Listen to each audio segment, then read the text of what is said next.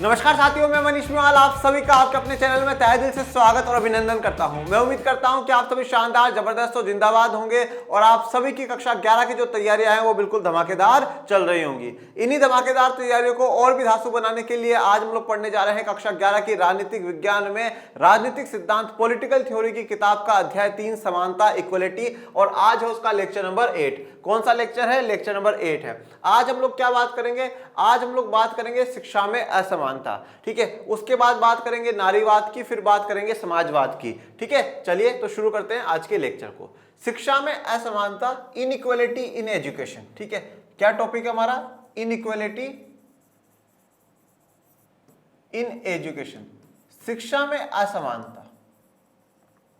अभी तक हम लोगों ने ये देखा है कि समानता क्या होती है, समानता क्यों महत्वपूर्ण है और हमें कौन कौन सी समानताएं हम लोगों को चाहिए। हमें राजनीतिक, सामाजिक और आर्थिक समानता तीनों चाहिए, और इन तीनों समानताओं की गारंटी हमारा भारत का संविधान भी हम लोगों को देता है कि आपके पास राजनीतिक समानता भी होगी, सामाजिक भी होगी और आर्थिक समानता भी होगी।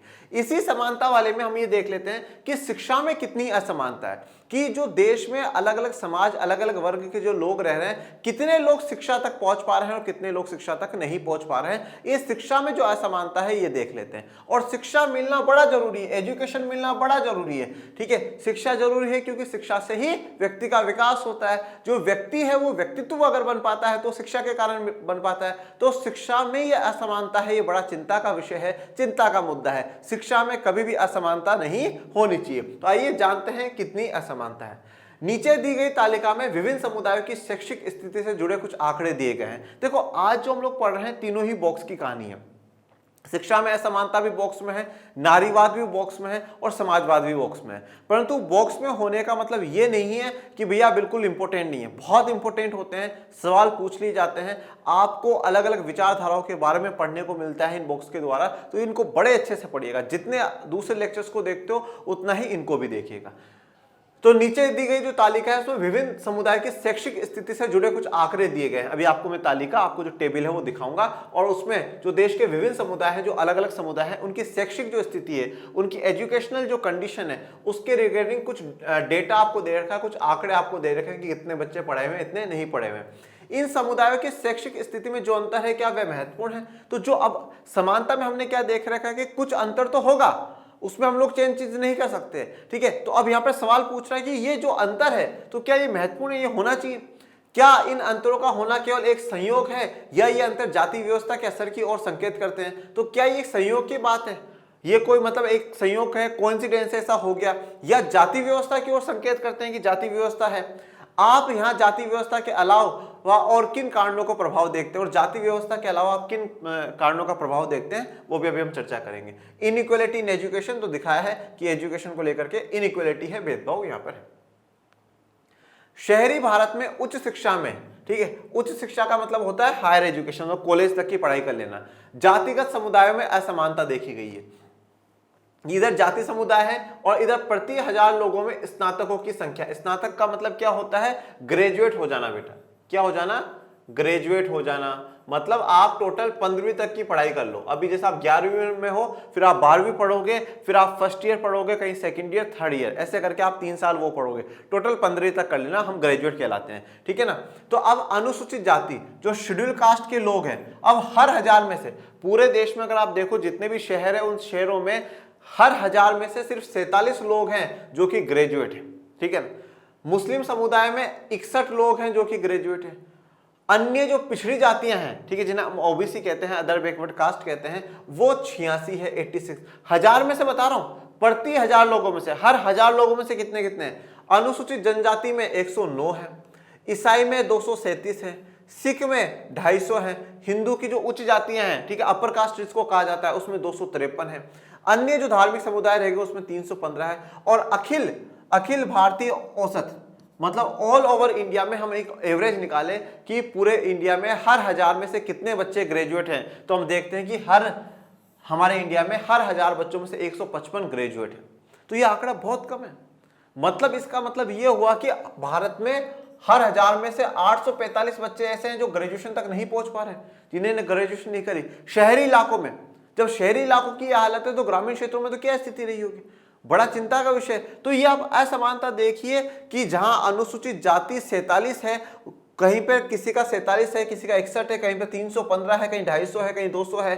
तो ये जो डिफरेंस है, इनइक्वालिटी है, ये थोड़ा सा चिंता का विषय। और आप सबसे बड़ी बात, इन सबको एक बार आप साइड में कर दें और हम पूरा भारत का औसत भी देखें, पूरे भारत का एवरेज भी देखें, तो भी बड़ा चिंता का विषय। सिर्फ 155, हर 1000 में से 155 लोग ही ग्रेजुएट है। तो बड़ा चिंता का विषय है कि ग्रेजुएशन की तरफ और कदम बढ़ने चाहिए, शिक्षा की जो असमानता है वो खत्म होनी चाहिए। अब आप इसमें अभी लास्ट, अगर हम लोग वापस एक बार पीछे जाए तो हमारा सवाल क्या बनता है कि क्या ये जाति व्यवस्था की ओर संकेत करता है, और जाति व्यवस्था के अलावा आपको किन कारणों का यहाँ पे थोड़ा सा नजर आता है। देखिए, थोड़ा बहुत जाति व्यवस्था का आप इसमें मान सकते हैं, ठीक है, क्योंकि जो समाज, जो समुदाय बहुत पिछड़े हुए रहे हैं, वो अभी भी शिक्षा में पिछड़े हुए हैं, वंचित है, ये बात हम लोग मानते हैं। दूसरा, इसके अलावा क्या कारण देख सकते हो, इसके कारण अलावा हम आर्थिक कारण भी देख सकते हैं, इकोनॉमिक कारण भी देख सकते हैं कि यहाँ पे आर्थिक कारण भी है, ठीक है, आर्थिक कारण भी है, और आर्थिक कारणों के कारण भी लोग ग्रेजुएशन तक नहीं पहुंच पा रहे हैं। कुछ सामाजिक कारण भी आप देख सकते हैं। कुछ सामाजिक कारणों में क्या है कि देखेंगे कि कुछ समुदाय, कुछ वर्ग के लोग क्या है कि ज्यादा आगे तक नहीं बढ़ पा रहे हैं, ठीक है, या उनको आगे नहीं बढ़ने दिया जा रहा है। जैसे अगर अब आप देखो, इन सभी समुदायों में भी देखोगे तो अगर हम देखें, महिलाओं की जो संख्या आएगी वो और भी कम आएगी। तो बेटियों को नहीं बेटा पढ़ लिया, 8वीं पास कर ली, 10वीं पास कर ली, कॉलेज करके क्या करेगी, ठीक है। और काफी घरों में और गांवों में तो आज भी ऐसा कहा जाता है, कॉलेज करके कौन सा कलेक्टर बन जाएगा, तो ठीक है ना। तो इस प्रकार की जो सामाजिक समस्या है, सामाजिक बाधा है, वो अलग अलग समुदायों को देखनी पड़ती है, आर्थिक समस्या देखनी पड़ती है। और आर्थिक रूप से अगर देखें तो अमीर गरीब हर वर्ग में, हर समुदाय में हो सकता है। तो और पूरे भारतीय औसत के तौर पर भी देखते हैं तो कुछ सामाजिक कारण होंगे जिसके कारण की यहाँ पर शिक्षा नहीं मिल पाई होगी, आर्थिक कारणों के कारण शिक्षा नहीं मिल पाई होगी। जातिगत कारण एक हो सकता है, एक पहलू हो सकता है, परंतु सिर्फ और सिर्फ वो हो ऐसा नहीं है। आर्थिक कारण भी हो सकते हैं और बाकी सामाजिक कारण भी हो सकते हैं। कारण कुछ भी हो, समाधान होना चाहिए। मुख्य बात यह है ना कि कारण कुछ भी हो, समाधान होना चाहिए। ये जो असमानता है, ये असमानताएं खत्म होनी चाहिए, समाप्त होनी चाहिए। अब हम लोग बात करते हैं नारीवाद की, ठीक है। और जैसा मैं हर बार कहता हूं कि जहां पर ये शब्द लग जाता है, वाद का शब्द लग जाता है, ये वाद दर्शाता है बच्चों विचारधारा को। किसको दर्शाता है? विचारधारा को, एक पर्टिकुलर विचारधारा कि ये हमारा विचार है। जैसे हम कहते हैं गांधीवाद, गांधीवाद मतलब जो गांधी जी के विचार थे उनको मानना, वह गांधीवाद है। उनके विचारों की जो पूरी श्रृंखला है वो गांधीवाद है। हम मार्क्सवाद पढ़ करके आए थे, मतलब कार्ल मार्क्स के विचारों की जो पूरी श्रृंखला है, सीरीज है, उसको मार्क्सवाद कहा गया है। समाजवाद, मार्क्सवाद, पूंजीवाद, अलग अलग विचारों की हम बात करते हैं। तो आज जो हम लोग चर्चा करने जा रहे हैं वो हमारा मुद्दा है बच्चों नारीवाद, ठीक है। अब नारी का तो नाम आपने सुना ही होगा, नारी क्या होती है कोई मत पूछना। नारी मतलब फीमेल, महिला, ठीक है। एक नारी 100 पर भारी, ठीक है, ऐसा भी सुना होगा आप लोगों ने। तो नारी, तो नारीवाद क्या है? तो नारियों के जो पक्ष में जो विचारधारा है वो नारीवाद कहलाती है। कि नारियों के साथ अब आप देखिए कि चाहे भारत हो, चाहे विश्व के किसी भी कोने में आप चले जाइए, महिलाओं ने हर जगह अत्याचार सहा है, हर जगह शोषण सहा है, हर जगह भेदभाव सहा। ऐसी बात नहीं है कि इंडिया में, आप हर जगह चले जाइए, जो कंट्रीज अपने आप को बहुत विकसित बताती है, बहुत आगे बताती है, उन देशों ने भी काफी लंबे समय तक देश की महिलाओं को वोटिंग का अधिकार नहीं दिया, उनको आगे बढ़ने का अधिकार नहीं दिया, उनको बराबरी के जो अवसर हैं वो बराबरी के अवसर नहीं दिए। तो वहां पर भी महिलाओं के साथ भेदभाव हुआ है। तो नारीवाद मतलब नारी, महिलाओं के पक्ष में, महिलाओं के उत्थान के लिए काम करने वाली विचारधारा नारीवाद है। आप थोड़ा सा एक कॉन्सेप्ट को और समझिए। जैसे कि जब हम वाद लगा देते हैं कहीं पे, तो कहीं ना कहीं उस वाद से पहले जो शब्द लग रहा है उसके पक्ष वाली विचारधारा है। जैसे कि हम कहते हैं मार्क्सवाद, तो मार्क्स के विचारों को समर्थन करने वाली जो विचारधारा वो मार्क्सवाद।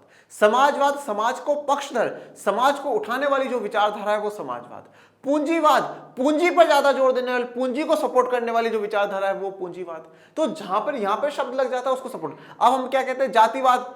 तो जाति व्यवस्था को, हाँ जाति व्यवस्था, ये ऊंचा, ये बड़ा, ये छोटा, ये ऐसा, ये वैसा, तो उस व्यवस्था को सपोर्ट करने वाला जातिवाद।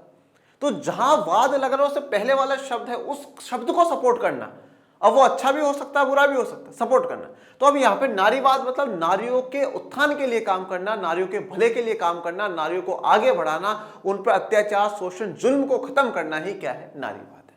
तो सीधा सा हमारा फैक्टर ये कहता है, हमारा कॉन्सेप्ट ये कहता है कि नारीवाद क्या है? महिलाओं का उत्थान होना चाहिए, महिलाओं का भला होना चाहिए। अब देखो, हम दो बातें यहां पर करने को जा रहे हैं। पहली बात यह है कि आप सभी जानते हैं कि चाहे वो इंडिया हो और चाहे पूरा विश्व में कहीं पर भी हो, महिलाओं के साथ भेदभाव हुआ है, ठीक है। और जो महिलाओं के साथ भेदभाव हुआ है वो एक सोच पर आधारित था, वो सोच थी पितृसत्ता। पितृसत्ता और इंग्लिश में इसको पेट्रियार्की कहते हैं बेटा, ठीक है। तो पितृसत्ता क्या है, अब यहाँ पे आप देखो इसमें मेन जो पॉइंट है वो ये है कि जो पुरुष है, या हम इसे आम भाषा में कहें तो हम कह सकते हैं पुरुष प्रधान समाज के ऊपर व्यवस्था आधारित थी। कि मतलब क्या होगा, पुरुष जो होगा वो श्रेष्ठ होगा, सारी की सारी शक्तियां जो होंगी वो किसके पास होंगी, पुरुष के पास होंगी। पुरुष पावरफुल होगा, पुरुष के पास ही सारे सार्वजनिक डिसीजन ले पाएगा कि ये करना है या ये नहीं करना, क्या होगा क्या नहीं होगा। घर के सारे काम जो करेगी वो महिला करेगी और बाहर के काम जो करेगा वो पुरुष करेगा। बाहर के काम के लिए उसको धन मिलेगा और घर के काम के लिए महिला को सम्मान भी नहीं दिया जाता था। तो ये पुरुष प्रधान समाज है, एक पितृसत्ता जो सोसाइटी है, इस प्रकार का समाज होता है। और इसी समाज के तहत ये माना गया कि पुरुष प्रधान है, पुरुष ज्यादा ताकतवर है, पुरुष ज्यादा पावरफुल है, इसलिए यहाँ पे जो धीरे धीरे जो शोषण होना शुरू हुआ, भेदभाव होना शुरू हुआ, वो किसके साथ हुआ, महिलाओं के साथ होना शुरू हुआ, ठीक है। महिलाओं के साथ, वुमेन्स के साथ डिस्क्रिमिनेशन होना शुरू हुआ। अब जब इस प्रकार की स्थितियां रही तो फिर समय के साथ धीरे धीरे बदलाव आए, और बदलाव आते आते ये चीज स्वीकार करेगी कि ये जो हो रहा है ये गलत हो रहा है। और इस गलत के ही खिलाफ आवाज उठी नारीवाद की, नारीवाद की, कि भैया जो महिलाओं के साथ भेदभाव हो रहा है, जो महिलाओं के साथ डिस्क्रिमिनेशन हो रहा है, जो महिलाओं के साथ अत्याचार हो रहा है, वो अत्याचार क्या होना चाहिए, खत्म होना चाहिए, वो भेदभाव खत्म होना चाहिए। उस भेदभाव के खिलाफ वाली जो विचारधारा है वो नारीवाद है, वो नारीवाद है, ठीक है। कि भेदभाव खत्म होना चाहिए, अत्याचार खत्म होना चाहिए, वो विचारधारा जो है वो नारीवाद है। अब इस नारीवाद को अपन थोड़ा सा और आगे बढ़ते हैं। नारीवाद स्त्री पुरुष के समान अधिकारों का पक्ष लेने वाला राजनीतिक सिद्धांत है। तो एक ऐसा पॉलिटिकल थ्योरी है, एक ऐसा पॉलिटिकल सिद्धांत, प्रिंसिपल है, जिसमें स्त्री पुरुष के समान अधिकारों का पक्ष लेने वाला सिद्धांत है कि स्त्री और पुरुष दोनों के पास क्या हो, बराबर के अधिकार हो, किसी के पास ज्यादा किसी के पास कम ऐसा नहीं होना चाहिए, दोनों के पास बराबर के अधिकार होने चाहिए, स्त्री के पास भी होने चाहिए, पुरुष के पास भी होने चाहिए। पर पितृसत्ता जो समाज था वो क्या कहता था, नहीं साहब पुरुष पावरफुल है, पुरुष के पास ज्यादा ताकत होगी, पुरुष बाहर जाकर के पैसा कमा कर लाएगा, वो ज्यादा पावरफुल रहेगा, उसके हर फैसले को महिलाओं को और घर के हर सदस्य को मानना पड़ेगा। तो ये वाला जो था, ये वाली जो सोसाइटी, ये वाली जो सोच है वो गलत है। अधिकार सबके पास बराबर होना चाहिए, पुरुष भी घर के काम कर सकता है, करे, महिला भी बाहर जाकर के कमा सकते तो उसको भी अवसर मिले, महिला को भी पढ़ने का मौका मिले, महिला को भी वोट डालने का मौका मिले, महिला को भी अपना नेताजी चुनने का मौका मिले, महिला को भी घर के फैसलों में अधिकार मिले, बराबर के उनको अधिकार मिलने चाहिए। तो स्त्री और पुरुष के बीच में समान अधिकार, मतलब बराबर के अधिकारों का पक्ष लेने वाला जो सिद्धांत है उसको क्या कहा जाता है, नारीवाद कहा जाता है। वे स्त्री या पुरुष नारीवादी कहलाते हैं जो मानते हैं कि स्त्री पुरुष के बीच की अनेक असमानताएं न तो नैसर्गिक है और न ही आवश्यक है। देखो, स्त्री पुरुष के समान अधिकारों का जो पक्ष लेता है वो नारीवाद विचारधारा है। और ऐसा जो भी कोई भी पुरुष ये मानता हो कि भैया स्त्री और पुरुष को बराबर के अधिकार मिलने चाहिए, कोई स्त्री ऐसा मानती हो, कोई महिला ऐसा मानती हो कि पुरुष को और महिला को बराबर के अधिकार मिलने चाहिए, जो भी इस विचारधारा को सपोर्ट करता है, इस विचारधारा पर चलने वाला व्यक्ति क्या कहलाता है, नारीवादी कहलाता है। जैसे हम लोग कहते हैं ना, गांधीवाद एक विचारधारा है और गांधीवाद की विचारधारा को मानने वाला गांधीवादी कहलाता है। मार्क्सवाद एक विचारधारा, मार्क्सवादी, समाजवादी, पूंजीवादी, ये उन विचारधारा को मानने वाले लोग कहलाते हैं। तो इस प्रकार से नारीवाद का जो समर्थन करते हैं, नारीवाद को मानते हैं, वो लोग क्या कहलाते हैं, नारीवादी कहलाते हैं।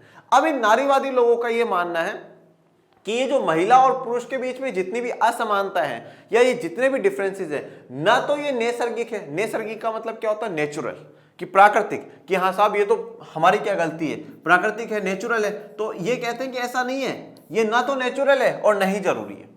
ये तो मेल डोमिनेंट सोसाइटी ने अपने आप को मेल डोमिनेंट बनाने के लिए, अपने आप को श्रेष्ठ बनाने के लिए, अपने आप को ज्यादा सर्वश्रेष्ठ दिखाने के लिए इस प्रकार की व्यवस्थाएं कर दी। बाकी ऐसा कुछ भी नहीं है, ना तो ये नेचुरल है और न ही ये आवश्यक है। तो नारीवादियों का ये मानना है कि जो असमानता है वो बिल्कुल गलत है, इसमें ना कोई नेचुरल है, ना कोई प्राकृतिक है और न ही ये आवश्यक है। ये फेमिनिज्म महिलाओं की आवाज उठाने, बुलंद करने के लिए तस्वीर दिखाई गई। नारीवादियों का मानना है कि इन असमानताओं को बदला जा सकता है और स्त्री पुरुष एक समता पूर्ण जीवन जी सकते हैं। तो नारीवादियों का मानना है कि जो असमानता है इनको बदला जा सकता है, इनको चेंज किया जा सकता है, इन असमानताओं को खत्म किया जा सकता है और स्त्री और पुरुष, ठीक है, फीमेल और मेल दोनों समतापूर्ण जीवन जी सकते हैं। मतलब एक समानता वाला, इक्वलिटी वाला जो जीवन है वो जी सकते हैं, आराम से जी सकते हैं, कोई समस्या नहीं होगी। नारीवाद के अनुसार स्त्री पुरुष असमानता पितृसत्ता का परिणाम है। तो नारीवाद के अनुसार ये माना जाता है कि ये स्त्री पुरुष की जो असमानता है ये कहां का परिणाम है, ये पितृसत्ता सोसाइटी का परिणाम है। ये जो पितृसत्ता था कि साहब हम मेल डोमिनेंट है, हम मेलों के हिसाब से चलेगा, जो पुरुष सोचेगा वही होगा, पुरुष के हिसाब से ही हर चीज होगी, पुरुष जो जैसा मानेगा वैसा ही होगा। ये जो पितृसत्ता है इसी की देन है कि इस सोसाइटी में महिला और पुरुष के बीच में भेदभाव या डिस्क्रिमिनेशन है। पितृसत्ता से आशय एक ऐसी सामाजिक, आर्थिक और सांस्कृतिक व्यवस्था से जिसमें पुरुष को स्त्री से अधिक महत्व और शक्ति दी जाती है। देखिए, अब आपसे पूछ लिया जा सकता है कि भैया पितृसत्ता का क्या अर्थ है या पितृसत्ता को परिभाषित करें। तो पितृसत्ता से मतलब क्या है, ऐसी सामाजिक व्यवस्था, ठीक है, मतलब समाज में, सोसाइटी में एक ऐसी आर्थिक व्यवस्था इकोनॉमिक रूप से और एक ऐसी सांस्कृतिक व्यवस्था जिसमें पुरुष को स्त्री से अधिक महत्व दिया जाता है। ठीक है, पुरुष को ज्यादा महत्व दिया जाएगा। समाज में किसको महत्व होगा, पुरुष को महत्व होगा। आर्थिक रूप से ज्यादा महत्व किसको दोगे, पुरुष को दोगे, मतलब अगर कोई पैसा कमा रहा तो पुरुष को ज्यादा देंगे। सांस्कृतिक रूप से मतलब संस्कृति में आप किसी भी प्रकार का कल्चर, कुछ भी कोई सार्वजनिक काम हो, कुछ भी हो, हर जगह पुरुष को ज्यादा महत्व दिया जाएगा। मतलब जो ज्यादा इंपॉर्टेंस होगी वो पुरुष की होगी, ज्यादा जो शक्ति दी गई है, वो ज्यादा पावर जो दी गई है वो पुरुष को दी गई है, महिला को नहीं। पितृसत्ता इस मान्यता पर आधारित है कि पुरुष और स्त्री प्रकृति से भिन्न हैं और यह भिन्नता समाज में उनकी असमान स्थिति को नियोजित ठहराती है। नारीवादी इस नजरिए पर सवालिया निशान लगाते हैं। पितृसत्ता यह मानता है कि पुरुष और स्त्री प्रकृति से भिन्न है, मतलब वो प्राकृतिक रूप से ही अलग अलग हैं, लेकिन और ये असमान स्थिति को नियोजित ठहराते हैं। पितृसत्ता जो वाले हैं वो ये कहते हैं कि देखो भाई, प्रकृति ने अलग अलग बनाया, जो अलग अलग बनाया तो फिर तो अलग डिफरेंस है तो ठीक है, फिर तो उसमें क्या है। पर जो नारीवादी लोग हैं वो कहते हैं कि ये बात गलत है भैया, ये गलत है कि भैया हमें ईश्वर ने जैसा बनाया है, ईश्वर ने हम पर कोई भेद नहीं करा, तो फिर ये आप कह रहे हो कि प्रकृति ने ऐसा बनाया इसलिए डिफरेंस, ठीक है, ये गलत बात है। नारीवादी इसका विरोध करते हैं। इसके लिए वे स्त्री पुरुष के जैविक विभेद और स्त्री पुरुष की सामाजिक भूमिकाओं के विभेद के बीच अंतर करने का आग्रह करते हैं। देखिए, जैविक विभेद का मतलब होता है बायोलॉजिकली डिफरेंस, ठीक है, कि हमें बायोलॉजिकली डिफरेंस है। भाई आज ये किसी ने चुना तो नहीं ना कि सब मैं लड़का बनूं, मैं लड़की बनूं, ठीक है, ये तो बायोलॉजिकली एक प्रोसेस है और उस बायोलॉजिकली प्रोसेस से कोई लड़का कोई लड़की जन्म लेता है, ठीक है ना। अब ये हम मानते हैं कि ये प्रकृति की देन है। मैं प्राकृतिक रूप से कोई व्यक्ति लड़के के रूप में जन्म लेता है, कोई लड़के के रूप में जन्म लेता है, ये नेचुरल है, इसमें हम कुछ भी नहीं कर सकते। ये आप कहो कि ये असमानता है, ये असमानता नहीं है। ये तो भाई लड़का लड़की जन्म लेंगे तो लेंगे, किसी का रंग ज्यादा सांवला होगा, किसी का साफ होगा, ये नेचुरल है, ये नेचुरल। पर इस आधार पर भेदभाव कर देना ये गलत है। तो जो चीज नेचुरल है उसको तो स्वीकार किया जा सकता है और उसको स्वीकार करना भी पड़ेगा। तो यहां पर जो जैविक विभेद है, मतलब हम जो बायोलॉजिकली जन्म ले रहे हैं कि साहब मैंने लड़के के रूप में, उसने लड़की के रूप में, उसने लड़के के रूप में, उसने लड़की के रूप में जन्म लिया, ये प्राकृतिक है। तो यहां पर यही बात कही गई कि जो प्राकृतिक है वो और जो सामाजिक भूमिका है, इन दोनों के बीच में अंतर करने की जरूरत है। नारीवादी कहते हैं कि अंतर तो करो, डिफरेंस तो करो। ये जो जन्म लिया, लड़का लड़की का जन्म है, ये तो प्राकृतिक है, परंतु आपने कहा लड़का ही बाहर जाकर के कमाएगा, ये कौन सा प्राकृतिक है? ये तो आपने सामाजिक भूमिका बना दी। इस सोसाइटी ने कहते हैं कि लड़का ही बाहर जाकर के कमाएगा, लड़की नहीं कमाएगी। ये जो सामाजिक भूमिका है ये गलत है। लड़की ही घर का काम करेगी, लड़का नहीं करेगा, ऐसा क्यों भाई? ये जो सामाजिक भूमिका है ये गलत है। अब जैसे देखिए, अभी उदाहरण आगे भी आएगा, जैसे कि एक उदाहरण दिया गया कि ये बायोलॉजिकली ये है कि जो बच्चे को जन्म देने का काम है वो महिला ही कर सकती है, ठीक है, वो पुरुष नहीं कर सकता। बच्चे को जन्म देने के लिए महिला ही दे सकती है, परंतु बच्चे का लालन पालन पोषण भी जो करेगी वो भी महिला करेगी, पुरुष नहीं करेगा। क्यों भाई? एक दिन ऑफिस की छुट्टी लेकर के पुरुष भी तो बच्चे को खिला सकता है ना, हाँ बाबू बाबू ऐसे खिला सकता है ना, पर नहीं खिलाता। वो भी उसका ध्यान रख सकता है, वो भी उसके बच्चे के कपड़े धो सकता है, पर नहीं धोता। नहीं, ये भी किसकी? महिला की जिम्मेदारी। हाँ, ये ठीक है, यहां तक की बात ठीक है कि महिला ही जन्म दे सकती है, प्राकृतिक, ये नेचुरल है, परंतु उसके बाद बच्चे का ध्यान, बच्चे की देख रेख करना ये तो पुरुष भी तो कर सकता है, तो उसको भी करना चाहिए। तो ये बात यहाँ पे नारीवादी कहते हैं कि जैविक विभेद जो हमारा नेचुरल है, जो बायोलॉजिकली हमें डिफरेंस है, उनको तो रहने दो, और जो सामाजिक भूमिका है जो आपने बना रखी है उनको हटाओ। इसमें और इसमें आप डिफरेंस पैदा करो, इनमें अंतर करो। आपने सोचा कि जैविक बायोलॉजिकली डिफरेंस है तो ये समाज में भी अलग अलग हो जाएंगे, ऐसा नहीं होना चाहिए। तो नारीवादी इन दोनों के बीच में डिफरेंस करने की आग्रह करते हैं। जैविक या लिंग भेद प्राकृतिक और जन्मजात होता है, जबकि लैंगिकता जेंडर समाज जनित है। देखिए अब जो लिंग भेद है, सेक्स है, मतलब कि मेल और फीमेल, कोई पुरुष और कोई महिला, तो ये तो प्राकृतिक है, ये तो नेचुरल है, ये बात अभी मैंने आपको कही। परंतु जेंडर लैंगिकता ये समाज जनित है। ठीक है, तो यहाँ पर एक महिला की तस्वीर दिखाई। इसे यूं भी समझा जा सकता है कि मनुष्य का नर या मादा के रूप में जन्म होता है, लेकिन औरत या मर्द को जिन सामाजिक भूमिकाओं में हम देखते हैं उन्हें समाज करता है। देखिए अब मनुष्य का जो जन्म है वो या तो नर के रूप में मतलब पुरुष के रूप में होता है, और या मादा मतलब महिला के रूप में होता है। तो लड़का लड़की के रूप में ही जन्म होता है हर व्यक्ति का। ठीक है, तो अब ये तो प्राकृतिक हो गया कि भैया मनुष्य का जो जन्म हुआ वो या तो लड़के के रूप में हुआ या लड़की के रूप में, ये प्राकृतिक हो गया। लेकिन जो सामाजिक भूमिकाएं हैं वो कौन करता है? समाज करता है। अच्छा बेटे, लड़की है तो देखो भाई 8 साल की 10 साल की हो गई, अब इसको घर का काम सिखाओ, इसको चूल्हा चौकी चलाना सिखाओ, इसको साफ सफाई का काम सिखाओ, कपड़े कैसे धुलते हैं ये सिखाओ, ये काम कराओ, ये काम अगले घर में जाएगी इसको ये काम आएगा। तो ये समाज ने भूमिकाएं करती कि ये काम लड़कियां करेंगी। अच्छा बेटा अब देख तू 15-16 साल का हो गया है, अब तू बाहर जाया कर, काम करा कर, पिताजी के हाथ बटाया कर। क्यों भाई, बेटा ही बाहर जाकर के काम क्यों करे और लड़कियां क्यों नहीं कर सकती, और लड़कियां ही घर का काम क्यों करे, लड़के क्यों नहीं कर सकते। तो इस प्रकार की जो सामाजिक ये जो भूमिका है, भूमिकाओं का मतलब क्या होता है? एक रोल होता है। ठीक है, रोल होता है। जैसे आज मेरा रोल लर्न एंड शेयर में क्या है? 9th-10th की सोशल पढ़ाना और 11th-12th साइंस की पॉलिटिकल साइंस और इकोनॉमिक्स पढ़ाना, ये मेरी भूमिका है। लर्न एंड शेयर में मेरा रोल या मेरी भूमिका क्या है? ये मेरी भूमिका है। ठीक है ना। अब समाज ने क्या करा? अब देखिए, अब ऐसा तो है नहीं कि भाई मुझे किसी ने बोला सोशल साइंस पढ़ा दो, चलो, ऐसा नहीं। मुझ में नॉलेज था उन सब्जेक्ट्स का, इसीलिए मैंने ये सब्जेक्ट पढ़ाना शुरू करे। ऐसा मैं हर कोई सब्जेक्ट तो पढ़ा नहीं सकता। तो अब ऐसे क्या हुआ कि समाज ने कर दिया, अच्छा लड़की हो तो यही काम करना है। वो अपनी मर्जी से नहीं कि मैं अपना घर का काम करूंगी, बिल्कुल भी नहीं। पर हमने, समाज ने क्या उन पर थोप दिया, ये काम तुम्हें करना और ये काम बेटा तुम्हें करना है। उदाहरण के लिए ये जीव विज्ञान का एक तथ्य है कि केवल औरत ही गर्भ धारण करके बालक को जन्म दे सकती है, लेकिन जीव विज्ञान के तथ्य में यह निहित नहीं कि जन्म देने के बाद केवल स्त्री ही बालक का लालन पालन करे। नारीवादियों ने हमें सिखाया है कि स्त्री पुरुष असमानता का अधिकांश प्रकृति ने नहीं, समाज ने पैदा करा है। तो देखिए, जीव विज्ञान अगर हम बायोलॉजी पढ़ें और जाने तो हमें ये बात पता है कि जो गर्भ धारण कर सकती है, मतलब अगर शिशु को जन्म देने की जो प्रक्रिया है उसमें कोई है हो सकती है तो वो महिला ही है। शिशु को जन्म दो, बालक को जो जन्म दे सकती है वो महिला ही दे सकती है। तो ये तो बायोलॉजिकली, ये तो प्राकृतिक है, इसमें तो कोई दो राय वाली बात नहीं। परंतु उसके बाद बच्चे का लालन पालन करे, ये कहां बायोलॉजी कह रहा है? ये कहां पे? ये समाज ने तय करा कि अच्छा जन्म आपने दिया तो आप ही बच्चे की अब देखभाल भी आप ही करोगे। नारीवादियों ने हमें ये सिखाया है कि स्त्री पुरुष की जितनी असमानताएं प्राकृतिक नहीं है उतनी तो समाज ने पैदा कर दी है। जितनी असमानताएं प्राकृतिक नेचुरली नहीं है, पर उतनी तो क्या कर दी? समाज ने पैदा कर दी। अच्छा तुम लड़की हो तुम ये करोगे, तुम लड़की हो ये करोगे, तुम लड़की हो ये करोगे। समाज ने ज्यादा असमानताएं पैदा करी है, समाज ने ज्यादा इनइक्वालिटीज पैदा करी है। प्रकृति ने तो सबको एक जैसा देखा है, सबको एक जैसा सब कुछ करा है, परंतु हमने, समाज ने हमारे इस दिमाग के हिसाब से अलग अलग विभेद पैदा कर दिए। पितृसत्ता ने श्रम का कुछ ऐसा विभाजन किया जिसमें स्त्री निजी और घरेलू किस्म के कामों के लिए जिम्मेदार है, जबकि पुरुष की जिम्मेदारी सार्वजनिक और बाहरी दुनिया में है। तो पितृसत्ता जो है उसने श्रम का मतलब जो काम धंधा होता है, मजदूरी होती है, ठीक है, काम जो है, मेहनत है, उसका विभाजन कर दिया। तो आपने कक्षा 10 में भी श्रम का लैंगिक विभाजन पढ़ा होगा। उसमें यह था कि घर के सारे काम जो है वो महिलाएं करेंगी और बाहर के जो काम है वो पुरुष करेंगे। तो श्रम का लैंगिक विभाजन हुआ, लिंग के आधार पर विभाजन हुआ।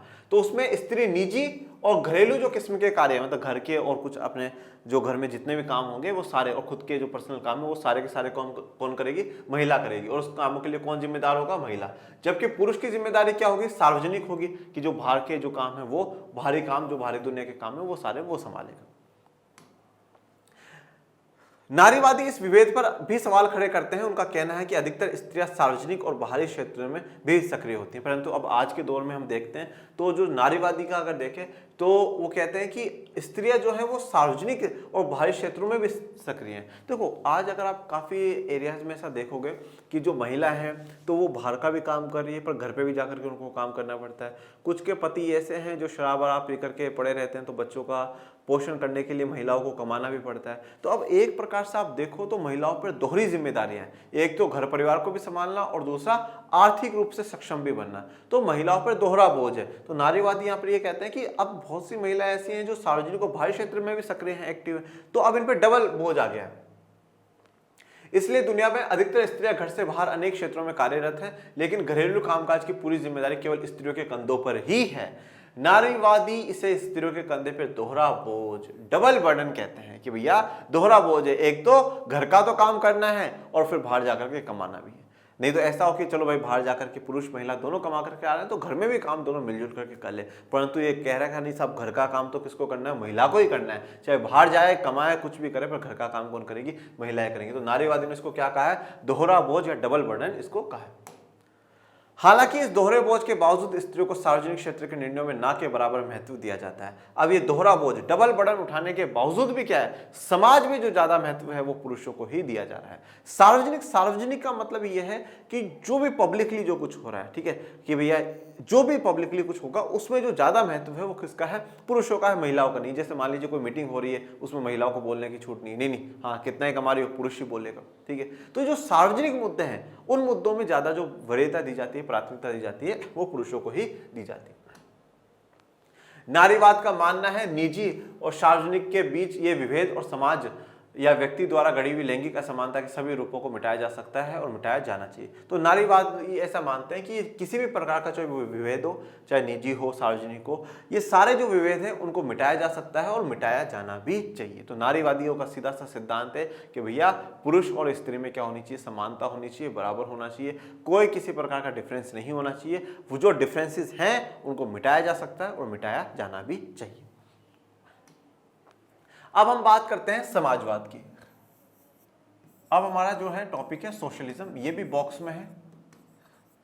सोशलिज्म या समाजवाद, तो ये एक ऐसा टॉपिक है जिसके बारे में हम पहले भी बहुत सी बार जिक्र कर चुके हैं, संविधान वाली किताब पढ़ी थी तब भी समाजवाद हम लोगों ने देखा था। पूंजीवाद के विपरीत का एक विचार है समाजवाद, ठीक है। तो इस समाजवाद को और समझते हैं और जानते हैं।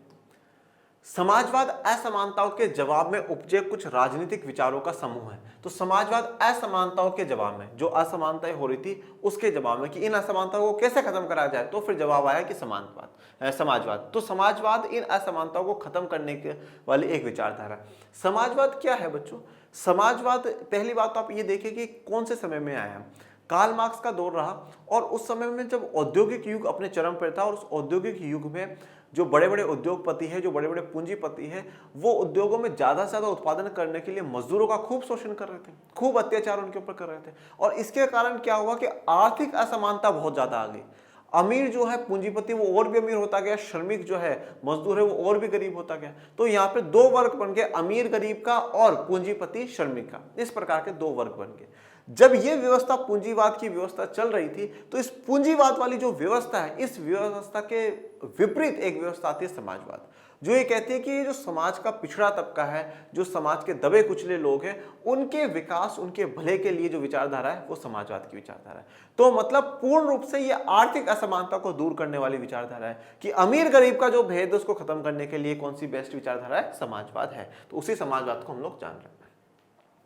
ये खासकर वे असमानताएं थी जो औद्योगिक पूंजीवादी अर्थव्यवस्था से पैदा हुई और उसमें बाद तक बनी रही। तो ये कौन सी असमानता है? जो औद्योगिक जो पूंजीवादी अर्थव्यवस्था है उससे पैदा हुई थी। मतलब उद्योगों का दौर चल रहा था और पूंजीवादी अर्थव्यवस्था थी जिसमें कि पूंजीपति और भी अमीर होते जा रहे थे, श्रमिक और गरीब होते जा रहे थे और उसके बाद तक ये बनी रही है। तो ये समाजवाद मजदूर का हाथ, ठीक है, मजदूर के हाथ को पावरफुल दिखाया गया है।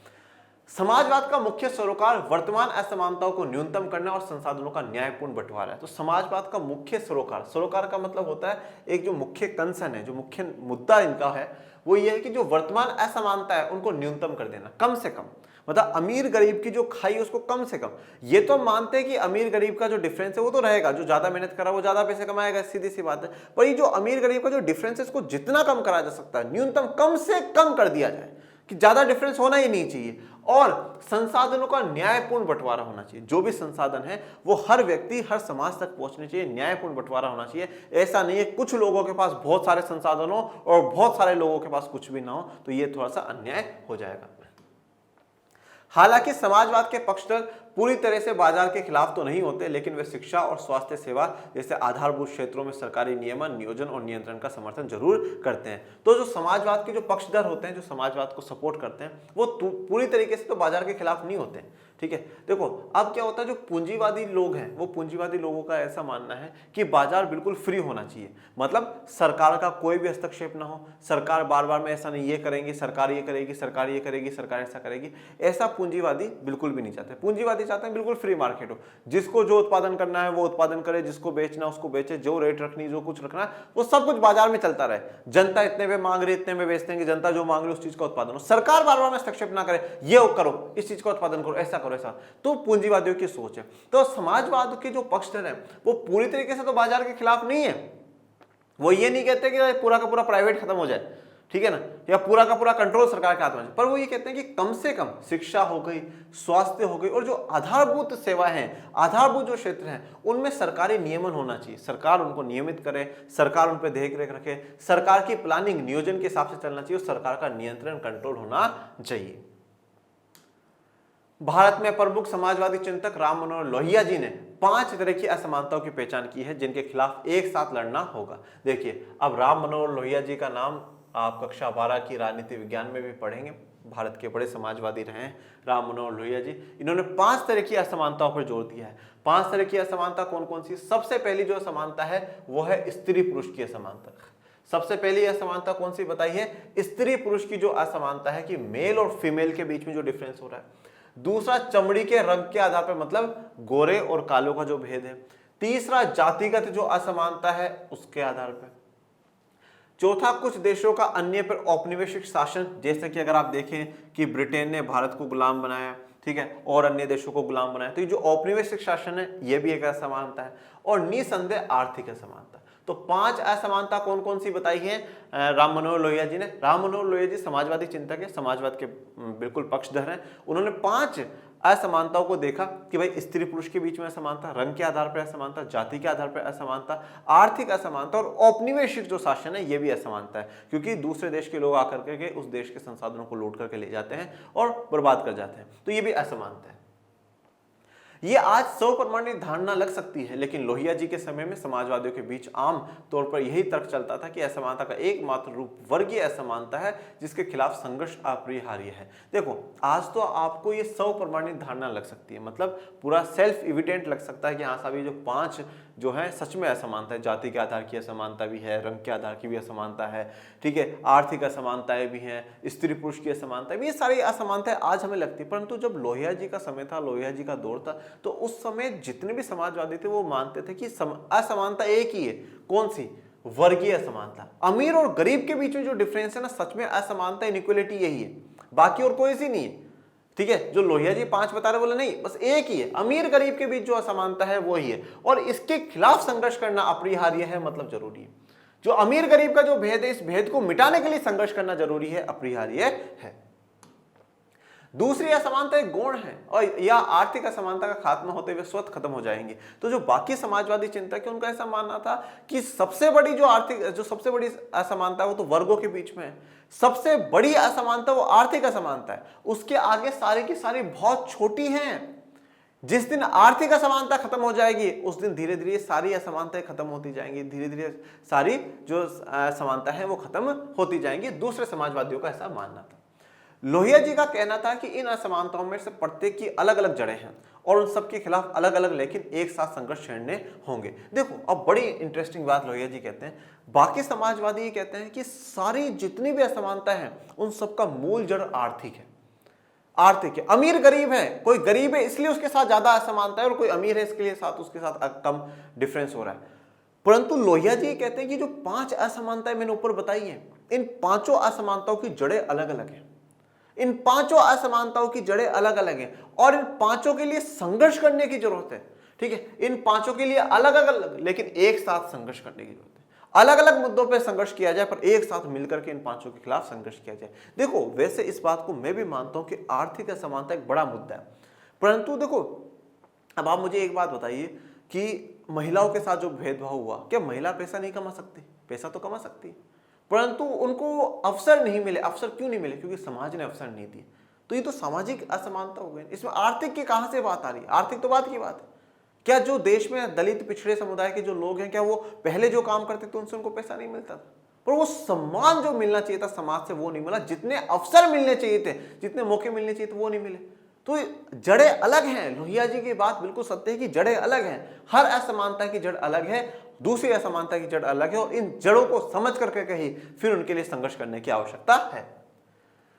उन्होंने एकांगी क्रांति की बात नहीं कही। उनके लिए उक्त 5 असमानताओं के खिलाफ संघर्ष का अर्थ था 5 क्रांतियां। वो एक क्रांति की बात नहीं करते कि एक क्रांति होनी चाहिए, नहीं। उन्होंने 5 संघर्षों के लिए, 5 असमानताओं के लिए 5 बार संघर्ष, 5 क्रांतियों की बात करी कि 5 क्रांतियां होनी चाहिए। एक जातिगत भेदभाव के खिलाफ, एक लैंगिक भेदभाव के खिलाफ, एक रंग के आधार के भेदभाव के खिलाफ, एक आर्थिक असमानताओं के भेदभाव के खिलाफ, और एक औपनिवेशिक शासन के खिलाफ। उन्होंने इस सूची में 2 और क्रांतियों को शामिल किया। तो देखिए 5 क्रांतियां तो बता दी कौन कौन सी है। 2 और क्रांतियों की बात करते हैं लोहिया जी।